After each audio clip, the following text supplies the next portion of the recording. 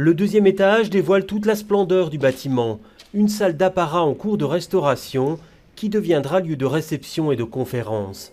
Les autres parties du bâtiment accueilleront des entreprises, 6 au total, et un espace de coworking.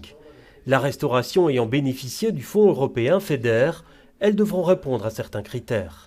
L'objectif, c'est d'avoir des entreprises qui sont en lien avec le quartier et qui rencontrent l'ensemble des critères du FEDER, bien entendu, parce qu'il y a une vérification qui sera faite par le FEDER des types d'entreprises qui viendront. Et donc ce sont des critères sociaux, entre autres ? Critères sociaux, critères de contact, comme je disais, avec le quartier, critères de valorisation du quartier, critères du quartier, côté local également aussi des entreprises. Le bâtiment est classé.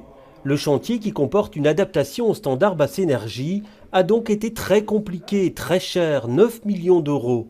La restauration de la façade extérieure, elle, est terminée. Et dans le quartier, on apprécie cette renaissance.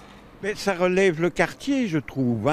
Ça amène des touristes, ça c'est curieux, des touristes dans le quartier, parce que on se demande ce qu'ils viennent faire ici.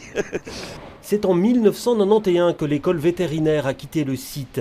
Il aura fallu plus d'un quart de siècle pour que le bâtiment principal sorte de son sommeil. Ça fait 20 ans effectivement qu'on a fait l'acquisition de ce bâtiment. Il y a eu beaucoup de discussions pour savoir ce qu'on voulait en faire. On a eu l'occasion d'avoir un mode de financement via les fonds européens, via les monuments et sites, qui a permis de rentrer un dossier en 2006. Beaucoup de discussions et après on a pu effectivement avancer de manière plus concrète, je dirais, dans les 5 dernières années. Les premières entreprises y trouveront refuge en novembre.